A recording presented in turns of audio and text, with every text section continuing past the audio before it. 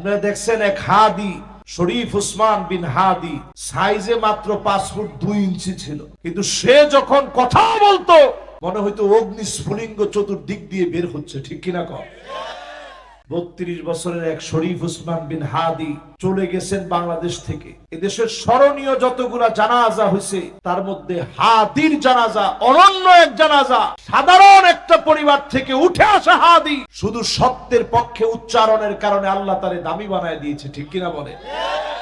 এনে বসে দেখতে আমগো কি কষ্ট হইতেছে। হাদির জন্য সাহাবাকে ঠান্ডার ভিতরে হাদি হত্যার বিচার চেয়ে মা তার ছোট ছোট বাচ্চাদেরকে নিয়ে পর্যন্ত চলে আসছে যে হাদির হত্যার বিচার হওয়া লাগে। তাহলে বোঝা যায় আল্লাহর জন্য কিছু একটা যদি আপনি করতে চান আল্লাহ আপনার দামি বানায় দিবে, নিশ্চিত আপনি দামি হয়ে যাবেন। এজন্য আওয়াজ হবে বজ্র কণ্ঠে, বাতিলের বিরুদ্ধে প্রতিবাদী কণ্ঠে আওয়াজ হবে। ঠিক কিনা বলে? আমার ভাইয়েরা, আমার বন্ধুরা, অল্পে তুষ্ট হতে শিখেন, অল্পে মন ভরায় নেন। অনেক লাগবে, আরো লাগবে, বেশি লাগবে, এটা আপনাকে এমন বানায় দিবে কবরের মাটি ছাড়া আপনার মন ভরবে না। আমার নবীজি আমার ঘরের মধ্যে আসতেন ফজরের নামাজের পরে, নামাজ পড়ে জিকির আজকার করে সূর্য ওঠার পরে হারাম ওয়াক্ত শেষ হলে ইশরাকের নামাজ পড়ে নবীজি ঘরের মধ্যে আসতেন। আম্মা জানদেরকে বলতেন কোন খাবার কি আছে, একটু খাবার দাও তো। আম্মা জানরা বলতেন ওগো নবীজি ঘরের মধ্যে কোনো খাবার নাই। নবীজি বলতেন যাও, কোনো আফসোস নাই, আজকে আমি রোজা রেখে ফেললাম। এক ডুব পানি নবীজি খান নাই, সাহারিতে একটা খেজুরও নবীজি পায় নাই, সকাল বেলায় নবীজি একটা খেজুর পায় নাই। কষ্ট করে নবীজি সাহারি না খেয়ে রোজা রেখে ফেলতেন। আপনাদের কাছে মনে হতে পারে নবীজির কাছে খাবার ছিল না কেন? নবীজি কোনদিন খাবার আল্লাহর কাছে বেশি চায় নাই। সিজদার মধ্যে নবীজি চলে যেতেন, সিজদায় গিয়ে নবীজি আমার আল্লাহর কাছে এমন ভাবে কাঁদতেন।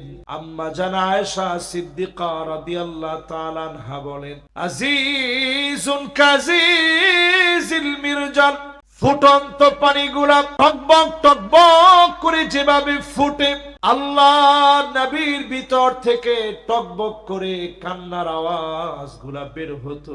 আমি আয়েশা আমার কানটারে নবীজির জবানের সামনে নিতাম, কি বলে নবী এত পরিমাণ কান্দে।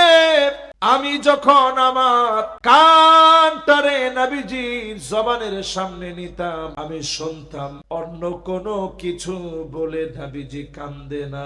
নবীজি আল্লাহর কাছে কান্দে আর বলে আল্লাহুম্মা উম্মতি, আল্লাহুম্মা উম্মতি। আল্লাহ আমার উম্মত বলে নবীজি কাঁদতেন। সিজদার মধ্যে গিয়ে নবীজি কাঁদতেন উম্মতি উম্মতি বলে।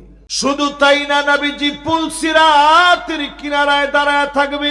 আমাদের অবস্থা কি হবে? পুলসিরাত মানুষ 3 ভাবে পার হবে। এক ভাগ পার হবে পায়ে হেঁটে হেঁটে হেঁটে হেঁটে পার হবে, আরেক ভাগ পার হবে মাথা নিচের দিকে দিয়ে দিবে, পা গুলা উপরের দিকে দিয়ে দিবে, এই চেহারা কেটে ফেটে চৌচির হয়ে যাবে।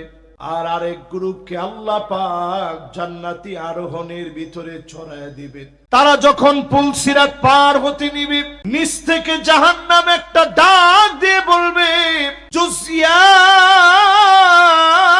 মুমিন ইন্নার নূরাকা ইউতফিউল হাবিব, ও মুমিন তাড়াতাড়ি তুমি পার হয়ে যাও, তোমার আলোর কারণে জাহান্নামের আগুন নিভে যাচ্ছে।